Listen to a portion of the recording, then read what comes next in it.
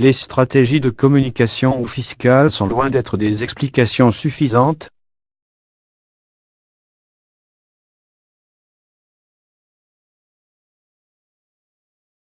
Par Jean-Noël Capforé, un CEC Business Show.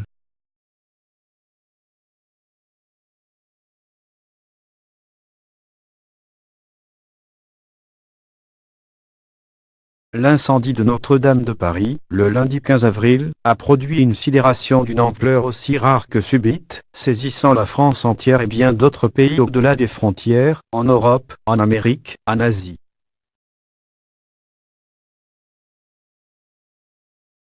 Alors que les braises n'étaient pas encore éteintes, très tôt s'est manifestée de façon spontanée une volonté de contribuer avec fortement à l'immense chantier de reconstruction qui s'annonçait.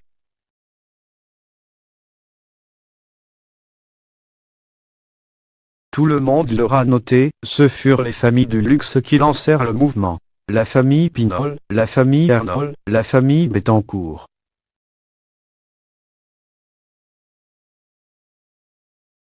Ce sont les trois grands noms du luxe en France, ceux-là même qui contribuent à développer le soft power de la France, sa culture, son rayonnement sur les marchés mondiaux, à travers les marques de luxe réputées des groupes Kering, LVMH et L'Oréal.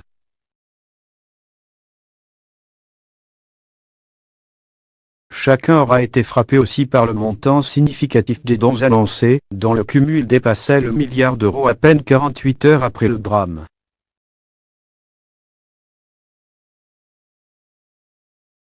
Ces sommes sont à la hauteur de la fortune, immense, des donateurs, mais également à la mesure du coût probable des travaux.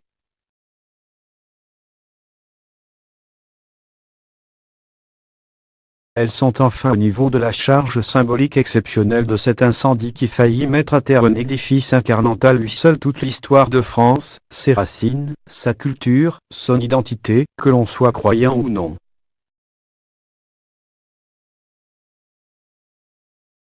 Pourquoi le luxe s'est-il porté aux avant-postes de la volonté de refuser le destin annoncé des forces de la reconstruction de Notre-Dame? Éliminons d'emblée les thèses qui voudront ne voir là que stratégie de communication ou fiscale.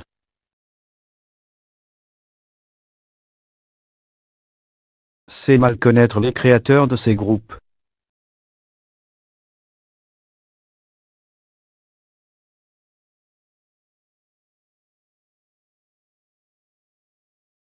En réalité, les causes sont d'une autre nature, liées à la fonction profonde du luxe et à la spécificité du luxe à la française.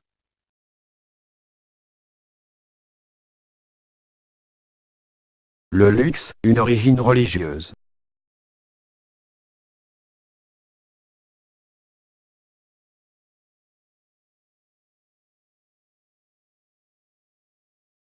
Le luxe est l'industrie de l'excellence, mais elle a commencé comme une activité sacrée.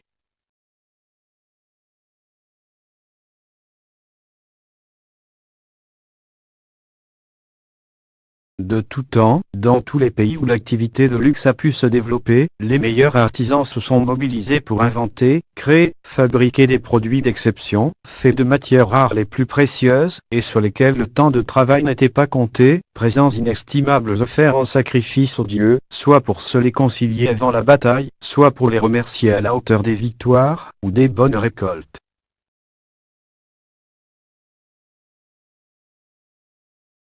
Le prix très élevé de ces produits est précisément ce qui permet d'être offert en sacrifice, c'est-à-dire au sens littéral ce qui fait le sacré.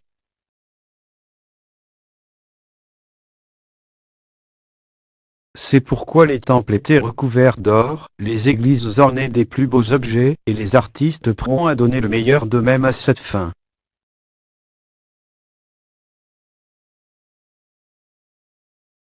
Après les dieux vinrent les demi-dieux, les nobles, les castes dominantes, auxquelles rien n'était refusé, privilège de la naissance.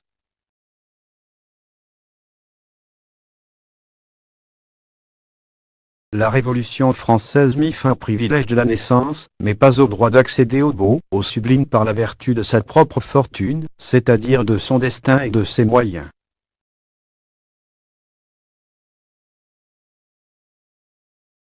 Les révolutions communistes elles-mêmes ont commencé par une phase d'éradication des inégalités, mais les pays qui les ont vécues ont été obligés de relancer leurs économies en lâchant la bride à l'entrepreneuriat et à l'innovation.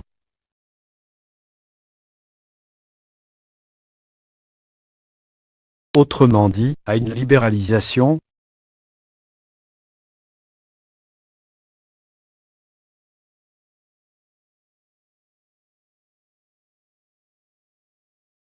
qui a recréé des inégalités à l'arrivée.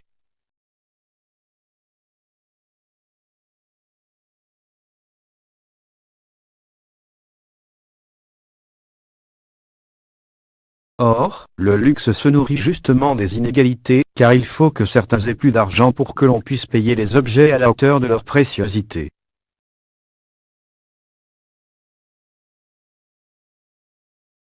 Partout dans le monde, les classes sociales montantes veulent jouir de leurs efforts et se voir reconnus.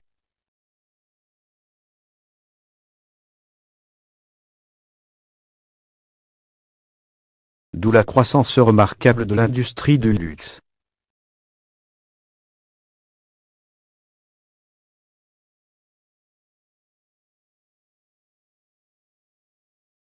Même s'il est réel que cette croissance soutenue résulte de l'arrivée successive des vagues de nouveaux riches, hier du Japon, puis de Russie et maintenant de Chine, ce serait une erreur de ne voir dans la consommation de luxe que la recherche du paraître, du bling-bling.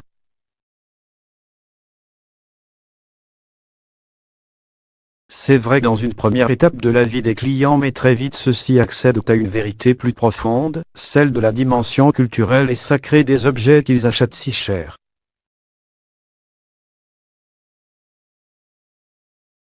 Car le paradoxe du luxe est qu'il élève les acheteurs, pas uniquement dans la perception des autres par la valeur connue des produits et logos affichés, mais aussi en leur offrant une voie de sortie du quotidien, grâce à la possession d'une pièce incomparable qui condense toute la spiritualité, la culture vivante d'un pays, son histoire, son art.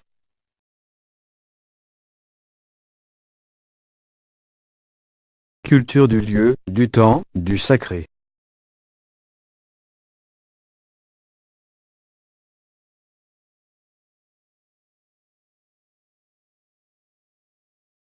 Le luxe, en particulier la française, est riche en conditions sine qua non pour être luxe de pouvoir condenser l'unicité d'un lieu, d'un héritage historique, et d'une filiation.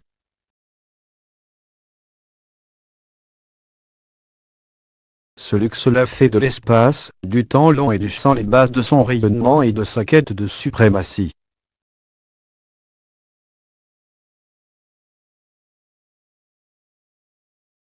D'où l'importance du Made-in, du culte des origines, du respect du fondateur et de son legs.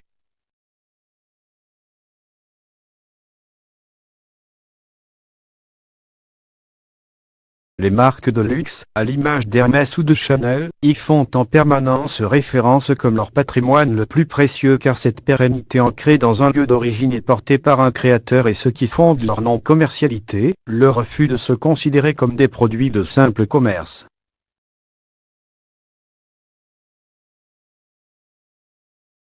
En réalité, l'industrie du luxe se veut elle aussi sacrée. Ces marques parlent de leurs icônes, elles bâtissent des cathédrales dans les capitales du monde entier, dédiées à la magnificence de la marque, au développement de la communauté des croyants, qui adhèrent émotionnellement.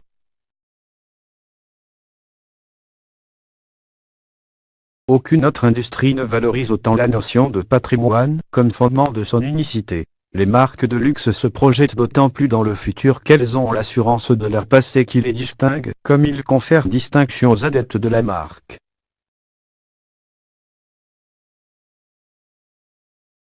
On comprend alors l'affinité profonde entre ce secteur et Notre-Dame, patrimoine de la culture française, de son histoire, là où se concentre le sacré national depuis 8 siècles.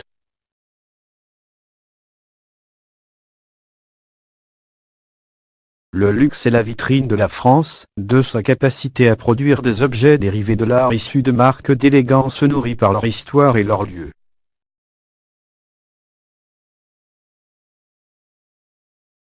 La France, qui représente une histoire et un terroir commun à ces marques, a pour symbole quelques monuments érigés au rang de patrimoine de l'humanité, au premier rang desquels figure Notre-Dame.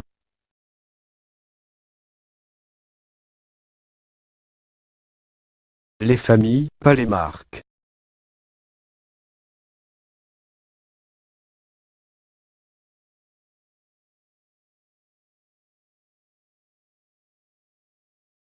Il n'aura échappé à personne que les maisons de luxe sont les nouveaux mécènes de l'art aujourd'hui.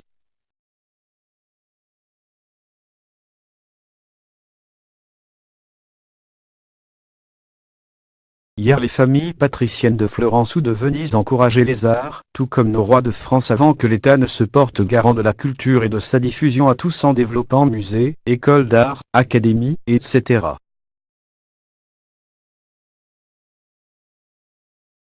Mais l'État-providence ne peut pas tout.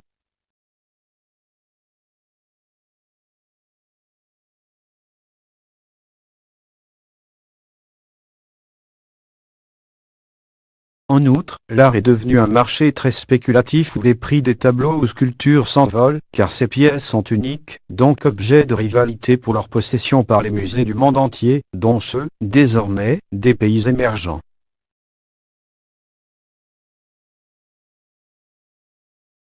L'État étant limité dans ses dépenses, le luxe est devenu mécène incontournable de l'art.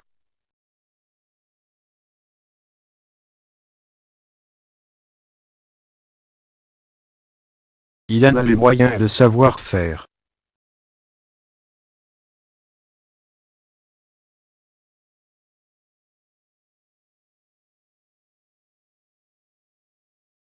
Cela s'inscrit également dans une démarche à long terme dite d'artification visant à transformer le non-art en art.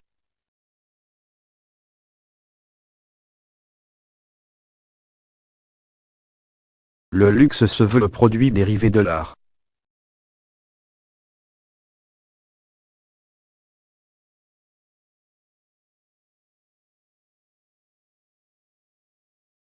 D'où la multiplication des collaborations avec les artistes contemporains de tout pays, le sponsoring d'expositions grandioses hymnes aux créateurs de mode, ou encore la création de musées comme la Fondation Louis Vuitton.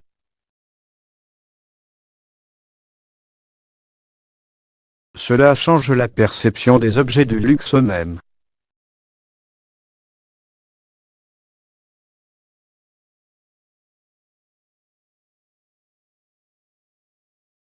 À ce titre, il était naturel que les grandes maisons du luxe se portent d'emblée au secours de cette grande maison symbolique qu'est Notre-Dame.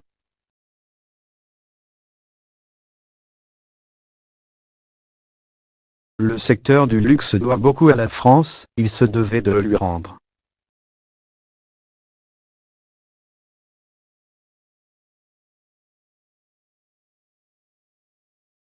On notera enfin que les offres de dons furent portées au nom des familles elles-mêmes, Pinol, Arnol, Bettencourt.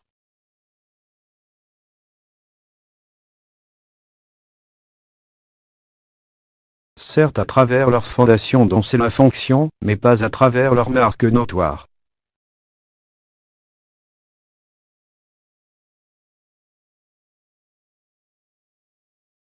Car la portée symbolique eût été tout autre.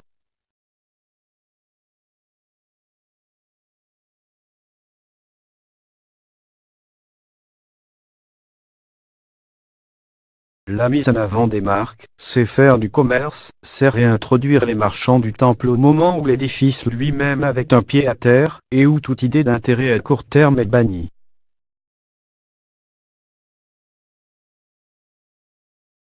C'eût été surtout déroger au sacré,